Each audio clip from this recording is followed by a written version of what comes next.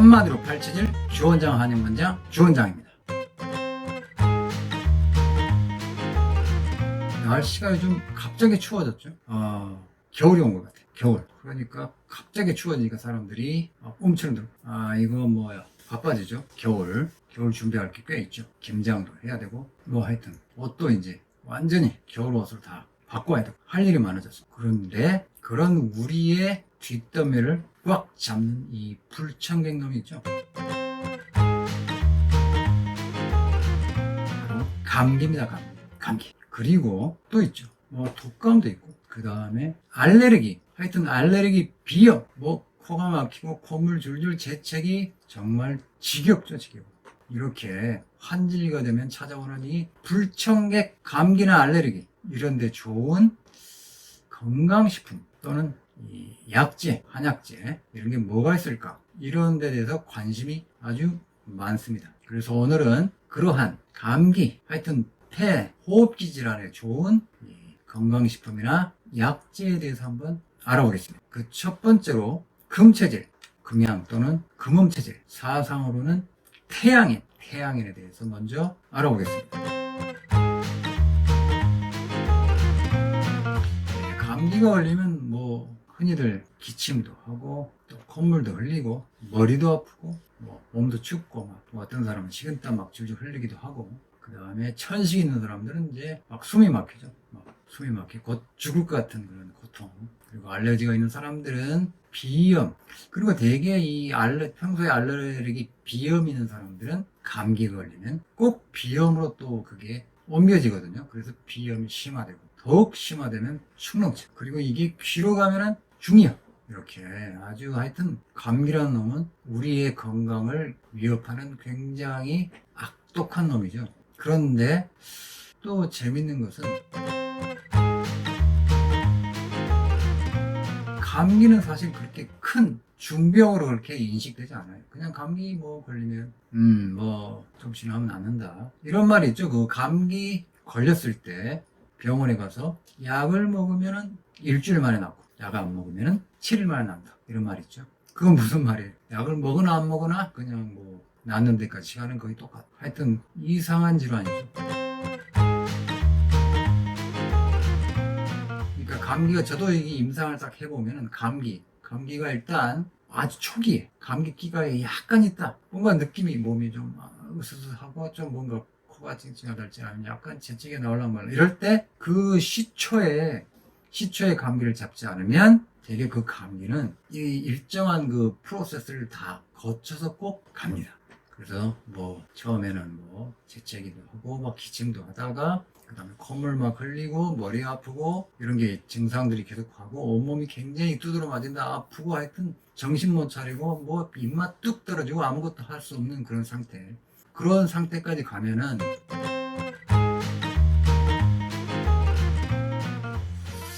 정말 감기라고 하는 것은 감기만큼 정말 무자비하고 혹독한 질환이 사실은 없는 것 같아요.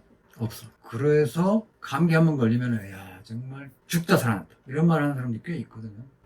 그런데 또 감기는 그렇게 사람들한테 또 중병으로 인식이 안 돼. 한번 걸리면 그렇게 중병같이 힘든데 왜 그럴까 가만히 생각해 보니까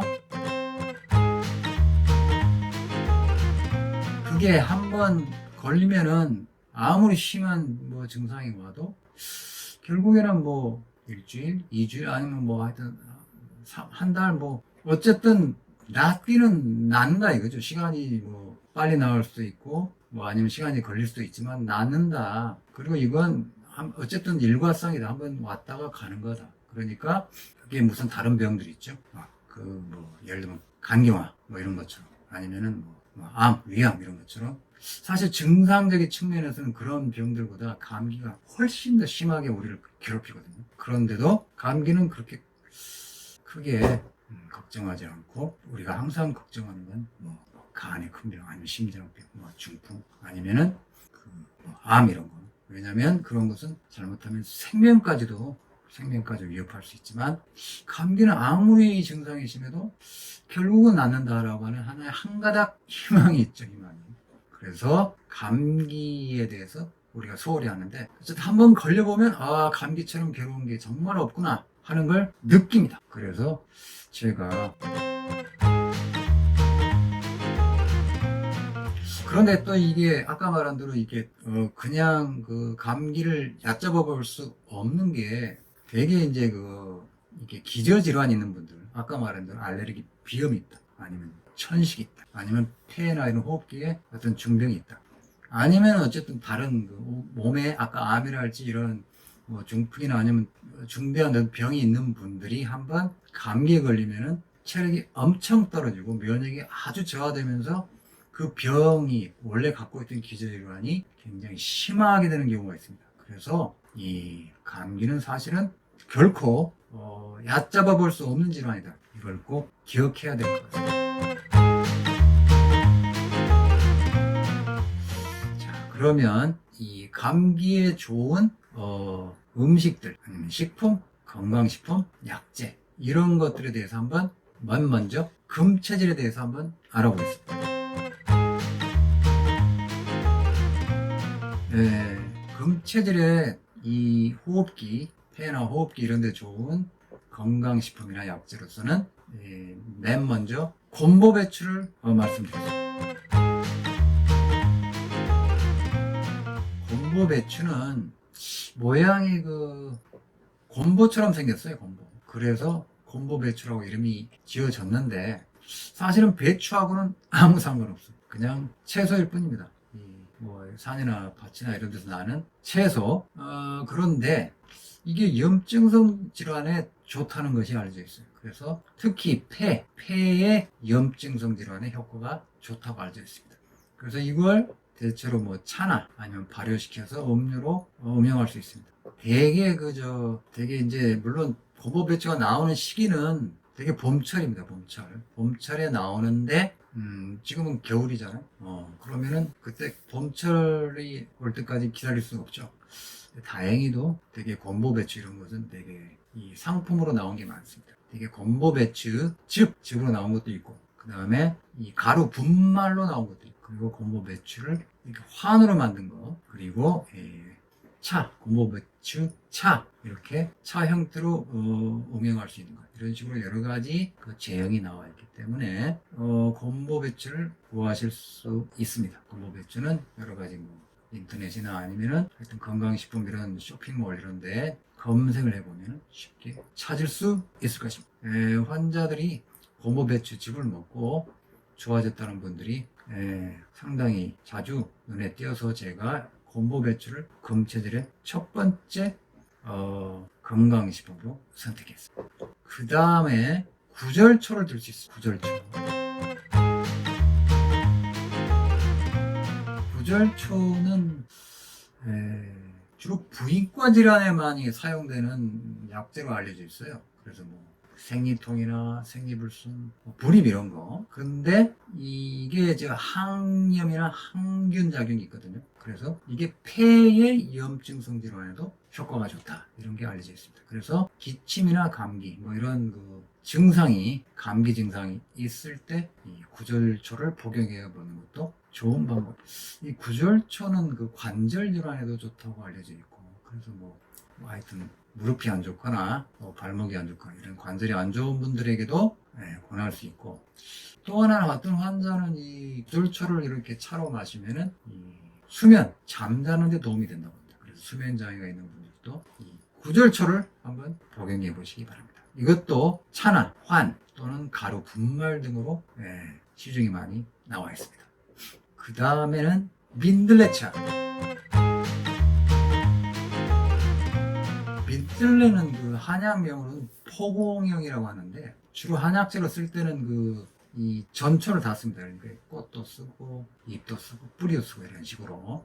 되게 이제 차로 나와 있는 건 민들레 꽃차가 많죠. 근데 약재 효과를 더 배가하려면 전초를 쓰는 게 좋습니다. 전초 모든 거.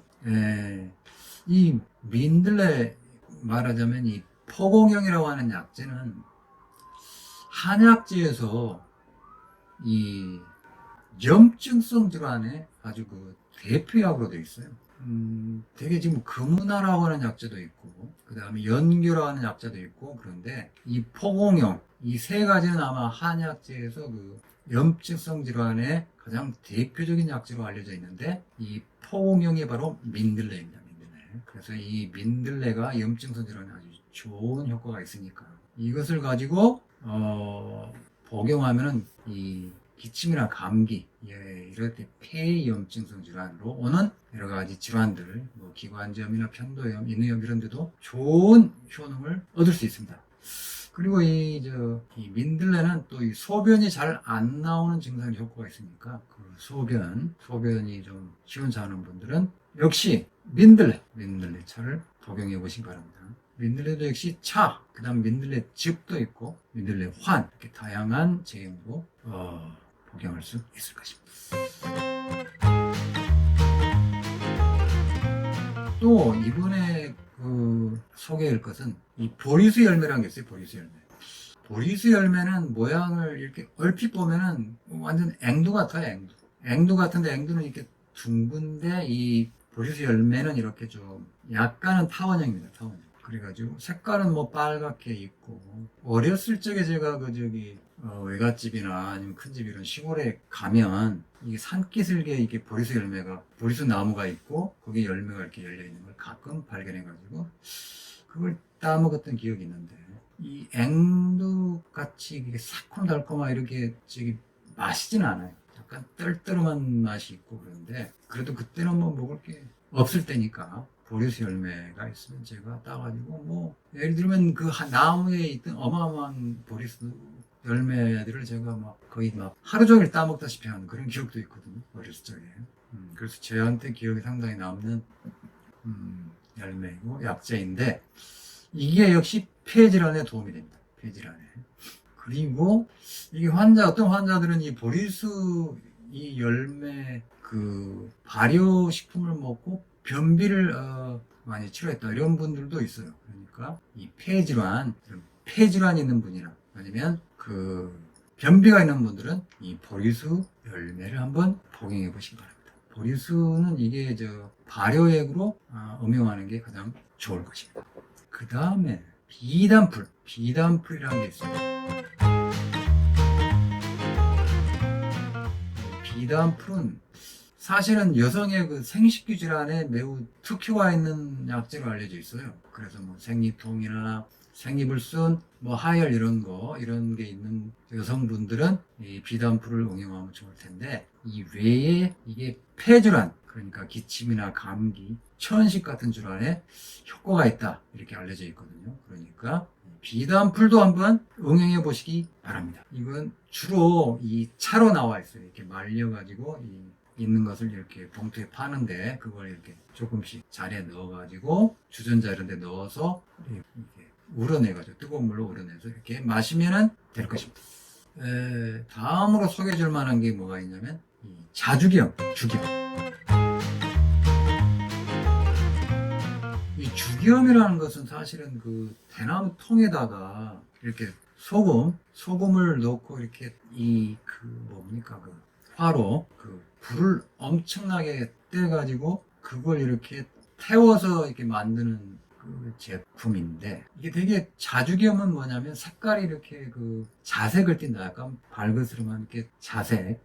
이게 그러니까 큰 대나무에다가 소금을 채워가지고 무슨 로에다가 넣어서 이렇게 불을 떼면은 도자기 굽는 것 같은 그런 로에다 넣어서 이걸 막 달구는 건데, 그걸 구중구포, 그러니까 하여튼 9번을 이렇게 불에다가 달구고 다시 식히고 달구고 식히고, 그걸 반복하는 그런 과정에서 이 주기염이, 원래는 주기염이 하얀색이잖아요. 소금이라는 게 하얀색인데, 이게 그렇게 계속해서 단련 과정을 거치면서 이게 아름다운 자색을 띈다. 그래서 약간 보석 같은 느낌이 들어요. 그런 그것을 이용하는데, 이게 염증에 상당히 효과가 있습니다. 그래서 되게 전에 어떤 환자는 또 주기염을 이렇게 비염이 있는 분들, 코가 막히거나 알레르기 비염 있는 분들이 코에다가 이렇게 주기염을 찍어서 이렇게 바르면은 이 코의 비염에 의한 점막의 염증이 많이 가셔가지고 도움이 된다, 이런 환자가 있었는데, 이 자주기염은 그런 효과가 매우 좋죠. 그래서 이 염증, 코의 염증 같은 거, 아니면은 그 폐의 염증, 폐에 발생하는 염증, 호흡기에 발생하는 염증에 도움이 되는데, 그래서 뭐 기침이나 감기, 뭐 가래, 뭐 인후염 이런 염증성 질환이 있는 분들은 자주겸을 한번 이용해 보시기 바랍니다. 네, 상당히 환자들이 이 주겸이 좋다는 말을 꽤 많이 했어요. 그래서 뭐 이거 그리고 감기를 또 예방하는 데 도움이 되는 방법이 이 주겸을 이렇게 이 약간 미지근한 물에다가 주겸을 이렇게 좀 넣고 이렇게 녹여서 그걸 이렇게 가글, 되게 자기 전에 가글을 하거나 아니면 뭐 조금 음용하거나 이런 방식으로 해가지고 꾸준히 해주면은 이 몸에 그 염증을 없애주고 그 다음에 면역력을 향상시켜서 감기를 예방하는데 아주 도움을 받았다 이런 말을 하는 사람들이 종종 있었습니다. 위장이 안 좋은 분들도 이 주겸을 계속 먹어서 좋았다 이런 분들도 있고요. 단지 그 주겸을 좀 많이 복용하면 이 혈압이 높은 분들은 혈압을 더 올리는 어떤 성향이 있는 것 같아요. 그래서 그건 좀 주의를 해야 될 것입니다. 근데 그런 게 없는 분들은 주겸을 꾸준히 이용하신다면 이 감기 예방 또는 감기의 치료에 도움을 받을 수 있을 것입니다. 소금을 우리 이제 양념으로 많이 쓰는데 소금 대신 주겸을 양념으로 써도 좋을 것 같은데 그러자면 돈이 좀 많이 들겠죠. 주겸은 비싸기 때문에. 그래서 생활에 여유가 있는 분들, 경제적으로 좀 여유가 있는 분들은 주겸을 양념으로 반찬에 넣는 그 간을 이렇게 맞출 때 쓰는 소금 대신 쓰면 좋을 것입니다. 주겸은 되게 이 분말로 나와 있어요. 분말로 있어요. 이렇게 조그만 아주 작은 스푼으로 이렇게 먹거나 아니면은 이 고체로 나와 있는 것도 있거든요. 약간 알갱이로 그런 것들도 있고 하여튼 여러 가지 한 몇 가지 방식이 있는데 본인이 원하는 방식으로 이렇게 구입해가지고 드셔보시기 바랍니다. 그 다음은 모과. 모과는 사실은 금체질에 쓰는 상당히 중요한 약재 중 하나죠. 모과. 그래서 이 모과를 이 감기에 쓸 수 있는 그 실제 대표 약재가 모과이거든요. 그래서 모과를 이 감기에 쓰면은 도움을 많이 받을 수 있는데 모과는 문제는 아주 쉬어요. 그래서 이게 차로 마시면은 신맛 때문에 그 싫어하는 사람들이 많거든요. 그래서 이게 뭐 적당하게 모과를 차로 드시려면은 뭐 포도당 분말 이런 거 아니면 우리 뭐 쌀로 만든 조청 있죠. 그런 걸 이렇게 넣어서 이렇게 감미해가지고 모과차를 마시면은 감기 예방에 좋은 효과를 볼 수 있을 것입니다. 근데 모과는 또 주의해야 될 건 그게 많이 복용하면 이게 치아를 이렇게 삭게 하는 그런 성향이 있습니다. 그게 굉장히 산미가 강해가지고. 그래서 그걸 모과차를 드실 때는 이렇게 너무 입안에 많이 이렇게 머금지 말고 빨리빨리 넘기는 게 좋을 것 같습니다. 모과. 하여튼 어렸을 때 제가 학교 다닐 때 같은 반에 어떤 녀석이 맨날 모과를 갖고 와가지고 그걸 막 씹어 먹던 기억이 나는데 저도 달라 해가지고 그걸 씹어 먹고 그 신맛 나는 그 모과를 막 씹어 먹고 이게 다 씹어 먹을 수 없고 아주 빡빡하니까 그 다음에 남은 것은 이렇게 뱉어내고 그런 옛날 추억이 있는 과일입니다. 모과. 그 다음에는 유자차.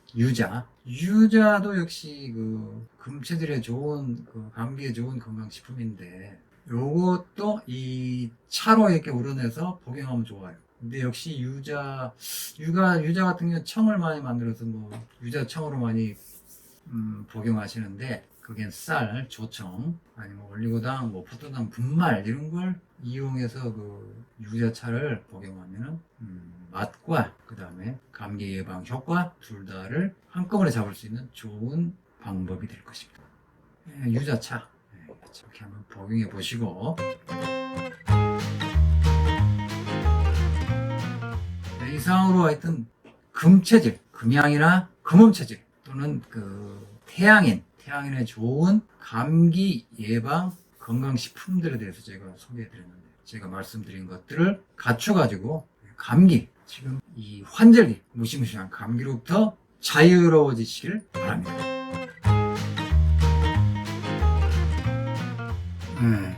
끝으로 주원장 한의원의 이 팔체질 치료, 감기나 알레르기, 비염, 독감, 코로나 같은 이런 호흡기 질환에 대한 팔체질 치료에 대해서 간단히 설명해 드리겠습니다.